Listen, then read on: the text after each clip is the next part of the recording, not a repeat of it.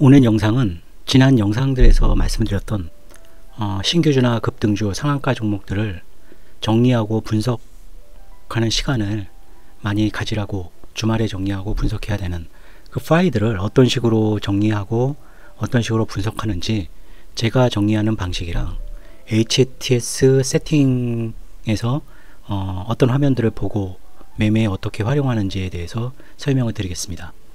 지금 화면은 이제 신규주 분석 화면인데요. 가장 최근에 상장된 제닉스도 있죠. 좀 키우겠습니다. 제닉스부터 이제 항목의 내용을 보면 상장일 있고, 공모가격, 청약 경쟁률, 확약, 그리고 기관 확약 물량, 확약 그 퍼센티지입니다. 유통 가능 전체 물량. 일단은 어떤 분석이나 정리에 있어서 소스가 일단 많이 있어야 됩니다. 소스가 많이 있어야지 그거에서 어떤 매매 전략을 세울 수가 있고 공통점을 찾을 수 있기 때문에 가능한 많은 데이터를 모아놓는 것이 중요한 것 같습니다. 유통 가능 물량, 구주 물량이죠. 총 주식수, 기관 경쟁률, 구주와 유통 가능 물량의 퍼센티지, 그 총 주식수 중에 유통 가능 물량 적을수록 좋겠죠. 이렇게 빨간색으로 된 것이 시가부터 강한 상승을 한 것들인데, 그것들의 유통 물량을 이렇게 보는 것도 좋습니다. 유통 물량 곱하기 공모가, 그러니까 지금 유통 가능할 수 있는 시총이죠. 이 물량이 적을수록 좋겠죠. 유통 가능한 시가 물량. 그리고 매출, 순익, 시가 거래량이 굉장히 중요한 항목입니다. 시가에 거래되는 게 많을수록 아무래도 상승하기가 수월하겠죠. 유통 가능 물량에서 시가 거래량, 이 퍼센티지가 많을수록 좋죠. TDS판 같은 경우는 33%니까 보시면 아시겠지만 굉장히 높은, 유통 가능 물량 중에 33%나 시가에 다 소화가 됐다는 얘기입니다. 공모가 대비 시가 상승률, 공모가 대비 고가 상승률, 시가 대비 고가 상승률, 시가 대비 저가 하락률, 그 저가 대비 고가 상승률, 저가 대비 고가 상승률이 클수록 당일날 어떤 변동성이 큰 거기 때문에 당일날 큰 수익을 기대할 수 있겠죠. 상장의 당일에 시가, 고가, 저가, 종가, 다음날에 시가와 다음날의 고가도, 이런 거는 이제 상장일날 그 신규주를 오버나이트 했을 경우를 위해서 적어 놓은 겁니다. 이게 시가와 이게 고가, 이런 것들을 쭉 정리를 했습니다. 최근에 중요한 데이터는 사실 2023년 6월 29일부터 상한가가 300%로 바뀌었죠. 그 전에와는 좀 제도가 달라졌습니다. 이때부터가 중요하고, 이 자료들을 보시면 2018년부터 정리가 되어 있습니다. 신규주에 대한 항목들은요. 최소한 이 위에 있는 항목들까지는 정리를 하셔야 될 겁니다. 그래야지 신규주에 아이디어가 생기고, 이렇게 막 하늘색으로 표시된 거는 좀 안 좋게 반영된 것들이고, 일단은 데이터를 많이 확보하는 것이 가장 중요하죠. 예. 다음을 보시면은 이제 신규주에서 재료주, 이거는 이제 재료주에 대한 분석을 위한 것들입니다.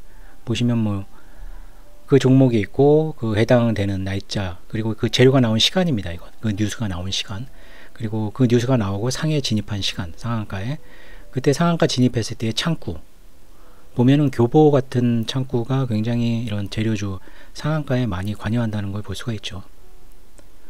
매수 금액, 그리고 재료가 나오고 최대 되돌림, 이런 자료들도 굉장히 많이 조사를 한 게 있죠. 예. 이런 식으로 정리를 하실 수가 있습니다. 매매 주체는 신규주의 그 상장일날 당일, 상장의 당일에 창구에 대해서 이제 주로 이제 기존 주주가 매매하는 창구는 매도 창구에 많이 있을 테고, 주로 이제 그 공모주 주관사 창구가 많이 매도 쪽에 있고, 매수 쪽을 보시면은 키움이 압도적으로 많긴 하죠. 예. 이런 거를 또 이거는 사실 당일날 캡처를 해야겠죠. 이날이 지나도 캡처를 할 수는 있을 겁니다. 예. 이런 자료도 유용합니다. 다음으로는 상한가 종목에 대해서 분석한 것들인데, 이거는 쭉 지금 10월 2일날 6종목이죠. 알파녹스, 셀로메이드, T사이언티픽, 이렇게 날짜 약간 키우겠습니다. 날짜, 종목명, 종목 코드, 그리고 해당 종목의 시가총액, 그 상한가 친날의 시가총액이죠. 상장 주식수, 액면가, 시가고가, 저가, 현재가. 상한가니까 뭐 30%고요. 이게 종가에서 등락률, 거래량, 거래대금, 다음날 시가. 이게 중요하죠. 이게 그 다음날 시가가 어떻게 되고 다음날 고가가 얼마까지 갔는지, 이런 것들이 중요한 포인트입니다. 그리고 당일의 시가고가, 저가, 그 등락률, 이런 것들을 2024년부터 해서 쭉 보시면 뭐 2018년 2018년까지 자료들이 있습니다. 이렇게 자료를 축적을 하셔야 됩니다. 일단 자료가 있어야지 분석을 할 수가 있기 때문에 자료 정리를 꼼꼼히 하셔야 될 겁니다. 이거는 해외 선물할 때 주로 쓰는 데이터들이고, 뭐 CPI, PCE, PPI, 뭐 물론 찾아보면 다 있겠지만 이렇게 정리를 해 놓으면은 여러 가지 아이디어가 생길 수가 있죠. 이것도 이제 이런 거 이제 예측할 수 있는 화면인데, 이렇게 추이를 쭉 이렇게 엑셀로 식을 해서 뭐 계절 변동치랑 근원 소비자 물가 이런 거를 계속 하면은 MOM과 그 YOY를 같이 연결시켜서 보면 다음 달에 CPI나 그 뭐 PCE나 이런 것들, 근원 CPI나 어느 정도 예측이 가능할 수가 있습니다. 이거는 이제 발생된 날의 차트들을 이제 캡처해 놓은 거고요. CPI 세부 항목들 까진 거를 모아놓은 것들이고요. 이렇게 모든 자료를 아무튼 데이터화 시켜서 엑셀로 정리를 하셔가지고 분석 결과가 나올 수 있도록 그렇게 하시는 것이 좋습니다. 그리고 이건 선물 시세 데이터인데, 저는 선물도 많이 하기 때문에 뭐 나스닥 갭이나 갭 비율, 갭하고 나스닥의 비율, 내재 변동성에 대한 콜풋, CP 패리티 이런 것들, 레인지, CME 거래량, 선물 거래량, CME 종가, 이런 것들은 지금 CME 그 시장이 없어졌기 때문에 최근은 없죠. 선물 시세 15저종, CME 정규장에 이제 고가 빼기 저가 뭐 이런 항목들입니다. 그리고 선물 누적, 개인 누적, 개인 당해, 외인 누적, 외인 당해, 기간 누적, 기간 당해, 코이 쪽이고 또 풋 쪽이고, 그리고 코스피 뭐 프로그램 매수, 프로그램 매도, 로직, 소닉, 합계, 뭐 PT, 내재 변동성 뭐 이런 것들을, 이 자료는 굉장히 오래됐죠. 제가 아마 선물 매매를 이렇게 지속적으로 한 거는 제가 가장 오래 꾸준히 했을 거라고 봅니다. 보시면 지금 아마 1년 정도, 예, 맞네요. 2002년부터 2024년까지 총 23년간의 데이터입니다. 굉장히 방대하죠. 이게 너무 올리니까 오류가 났네요. 네, 일단 데이터들은 이렇게 보실 수가 있고요. 다음에는 HTS 화면을 한번 보겠습니다. 이제 아침에 제가 딱 키면은 이런 식으로 나옵니다. 그래서 일단 신규도 가끔 놓칠 수도 있으니까 오늘 뭐 상장되는 신규가 있는지 확인하고 꺼버리고, 전날 이제 전세계 시장 이거를 한번 쭉 아침에 뭐 한 6시면 6시에 와서 쭉 봅니다. 해외 현재가는 어떻게, 다우, 나스닥, 뭐 S&P, 필라델피아 반도체 지수 뭐 어떻게 변했는지. 그리고 지금 이게 다음이 없는데, 다음을 계속 누르면 이제 그 새벽부터 5시부터 나온 재료를 아침에 봅니다. 봐서 재료가 이거 굉장히 상한가 재료다 그러면 이쪽 이제 마켓아이 이쪽에다 관심 종목으로 집어넣어 놓죠. 왜냐하면 재료가 아침에 나온 것들은 상한가로 시작을 안 하고 뭐 한 5%를 시작해서 상한가 가는 종목들이 있기 때문에, 그래서 5시부터 나온 재료들을 아침에 쭉 리뷰를 해서 쭉 봅니다. 그래서 9시 전까지는 모든 재료는 다 보고, 이것들은 이제 장중에 나오고 장이 끝나고 나온 재료들이죠. 이런 것들이고, 8시 40분 되면 이제 장 시작 전 예상 체결가가 나오죠. 예상 체결가 뭐 오늘은 T사이언티픽 같은 것이 잔량이 계속 셌었습니다. 8시 40분에 뜰 때면 이제 허수로 막 상한가가 많이 있는데, 그런 것들은 뭐 안 보셔도 되죠. 하지만 이제 제가 재료를 놓치고 오늘 상한가 가는 것들은 이렇게 일단 상한가 나온 건 다 찍어봐서 어떤 재료가 있는 건지 확인하셔야 됩니다. 근데 재료가 없거나 아니면 시간에 매도가 있거나 그렇다면은 허수 상한가니까 무시하셔도 됩니다. 그리고 장중에는 뭐 이 화면을 보죠. 이 차트는 이게 15분 지연이기 때문에 이 차트 위주로 보진 않고 그냥 추세만 대충 봅니다. 상한가 하는 거, 상한가 임박한 종목들 보고 있고, 하한가 쪽도 보고 있고, 상한가 이제 가까이 돌아오는 종목들은 여기 먼저 뜨죠. 상한가 종목들은 이쪽에 뜨고, 상한가 종목을 위주로 하기 때문에 상한가 종목은 계속 띄워놓고 보는 편입니다. 그리고 이거는 뭐 거래소, 코스타, 뭐 선물 이쪽을 위주로 보고 있습니다. 외국인, 개인은 안 보고 외국인하고 기관 쪽을 보고 있죠. 그리고 뭐 예를 들면 관심 있는 종목이 T사이언티픽이 오늘 있다 그러면 이렇게 현저가 화면을 지금 보면서 해야 되기 때문에 현저가 화면을 보고 있고요. 그리고 종합정보기 내가 매매하려는 종목의 종합정보 여기 나오게 이렇게 하고요. 장이 끝나면 이렇게 나옵니다. 이거는 굉장히 유용한 데이터인데 보시면 아시겠지만 정리를 해보면 오늘 하락률이 9.9% 이내인 종목들만 모아놓은 곳입니다. 그러면 이게 거래소 종목이고 이게 코스닥 종목인데 보시면 이 종목이 지금 34종목밖에 안 되죠. 34종목이고 코스닥은 24종목입니다.